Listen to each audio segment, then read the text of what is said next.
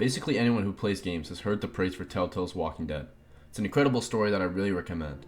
But today, I want to talk about, in my opinion, Season 1's most underrated episode, and more specifically, how it builds a sense of dread. That episode is Episode 3, Long Road Ahead. This episode has always stuck out to me in a way that I don't really see anyone else talk about. It does its job of building up the game's second half really well, and the moments in this episode hit hard, as well as gives some of the most character development in the entire first season. So this is my analysis of Episode 3 of Telltale's Walking Dead, and how it effectively builds dread. The episode begins with Kenny and Lee going on a supply run in Macon. Here the player is forced to make their first decision when a woman finds herself in a deadly situation. The player can either put her out of her misery, or use her screaming as a distraction in order to buy more time looting.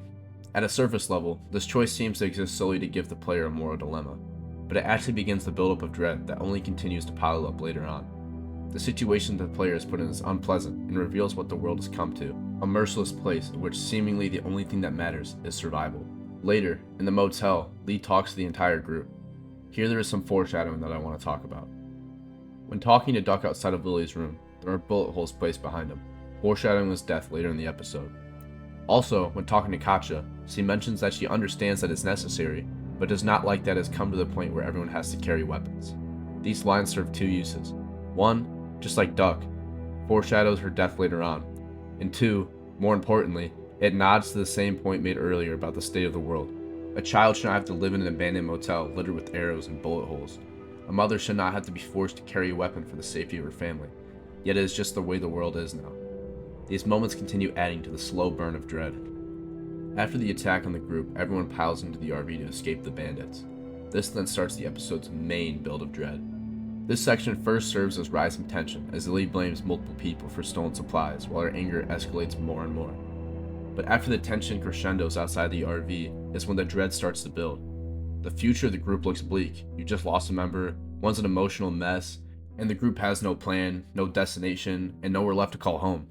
Then, to top it all off, it is revealed that Duck had been bitten in the raid. This moment starts revealing the denial in Kenny's mindset, which is a major point in this episode, and will boil over later in the train. Right after the bite is revealed, a song begins to play. Damn it.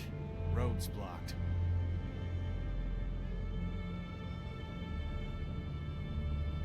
Now we gotta deal with this.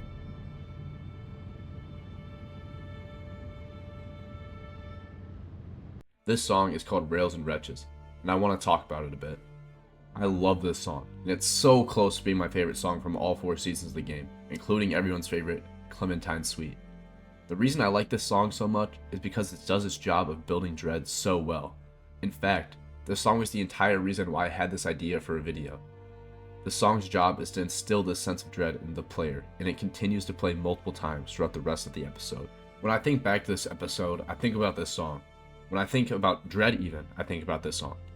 In my opinion, it is the biggest dread builder in the episode, and if you have played, or decide to play this episode, then it's something to look out for. When Lily takes the RV, a couple of things happen. First, obviously the group loses almost all of their options, leaving them with less hope as the train is the only thing that can save them at this point. But also, Lily taking the RV is Kenny's first of 3 losses in this episode. This might seem a bit extreme, but Kenny had an obsessive relationship with the RV. It served as all of his hope in a physical manifestation. He spent all of his time at the motel fixing it up in the hopes that a better life would come to his family because of it. When Lily steals it, she is literally stealing all of Kenny's hope. Before starting the train, it is shown that Kenny's denial has grown. Katja and Lee try to get him to face the reality of Duck's situation, but he dismisses it and ignores it. Then, when tasked with getting Kenny to stop the train, his inner conflict of denial turns to anger and confusion. He argues with Lee about Duck and the situation of the group as a whole. Lee has a line here which I really like, as it mirrors the building dread of the group. You need to just get over it. Fuck, man. There's no room anymore for feeling bad about things. Bad shit's gonna happen for the rest of our lives. It's just the way it is. So stop the goddamn train. This line continues the idea that bad things happen in the world now, and it's not going to get any better. Once the train is stopped, Kenny is put in a full-blown desperation, asking Katja for miracle pills and anything that could help Duck, plausible or not. Then, Look, Clem, things are... What the... No! Ben, Take Clementine into the train. Go. It'll be fine. Kenny's second loss. Katjaa couldn't handle the reality of Duck's bite and took matters into her own hands. Kenny is understandably a mess. He loses his wife and next to him his son, who is in no better condition. Obviously, this builds on the dread of the episode, but it also serves to show that for some people, such as Katjaa, the dread and hopelessness can just be too much to bear.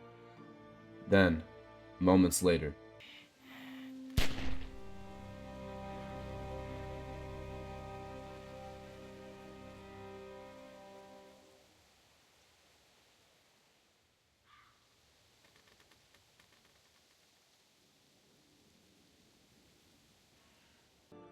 Kenny's third and final loss of the episode.